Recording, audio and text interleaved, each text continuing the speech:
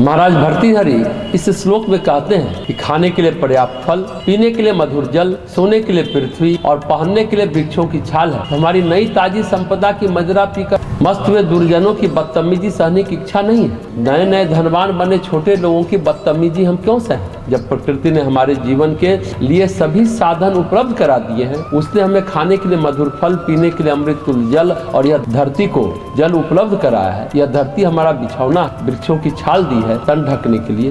फिर धनवानों का मुंह ताक कर उनसे कुछ पाने की चाह में उनके निरादर को सहने की क्या आवश्यकता है। अर्थात हमारी ऐसी कोई इच्छा नहीं है, ऐसा भर्तृहरि कहते हैं। अगले श्लोक में महाराज भर्तृहरि कहते हैं कि संसार की महिमा कैसी विलक्षण। देखिए, इसको प्राचीन काल में उदार हृदय वाले कुछ महापुरुषों ने अपनाया। कुछ लोगों ने उसका उपभोग किया, बहुतेरों ने उसको जीतकर तृण की तरह औरों को दे दिया। आज भी कुछ धीर राजा महाराजा 14 भुवनों का पालन करते हैं, पर उनको इतने बड़े साम्राज्य के अधिपत्य का तनिक भी अभिमान न हो। परंतु इन्हें गिने ग्राम के स्वामित्व में मनुष्य की यह मदोन्मत्तता कैसी।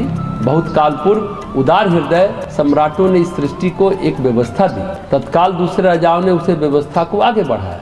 कितने ही राजाओं ने एक दूसरे को जीतकर अपनी सीमाओं का विस्तार किया, फिर राजपाट को तृणवत जानकर दान भी कर दिया। परंतु मामूली से नगर का स्वामी होकर न जाने मनुष्य क्यों इतना इतराया है, क्यों घमंड करता है। जिनको विवेक होता है वो पाकर के भी उन्मत्त नहीं होते, जिनको विवेक नहीं है वह छोड़ता भी है फिर वो मदमस्त हो जाए। जो चक्रवर्ती सम्राट है उनको कभी घमंड नहीं होता, लेकिन गांव के मुखिया को घमंड हो जाता है। अगले श्लोक में भर्तृहरि राजा और योगी की तुलना करते हैं। हे राजन, यदि तुम शूरवीर, प्रजा वत्सल एवं न्यायप्रिय होने के कारण ऊंचे आसन पर विराजमान हो, तो हम भी गुरु चरणों के प्रताप से ज्ञानी एवं सम्मानित हैं। आप अपनी धन संपदा और शौर्य के कारण विख्यात है, तो हमारी ज्ञान की चर्चा भी कविगण चारों ओर कर रहे हैं। हमारे धन और मान में भारी अंतर है, अतः यदि तुम हमारी ओर से मुंह फेर बैठे हो तो हम आपसे कोई आशा नहीं रखते। एक योगी किसी एक राजा को वस्तु स्थिति से अवगत करा रहे हैं कि तुम शौर्य आदि से बली होने के कारण उच्च आसन पर विराजमान हो,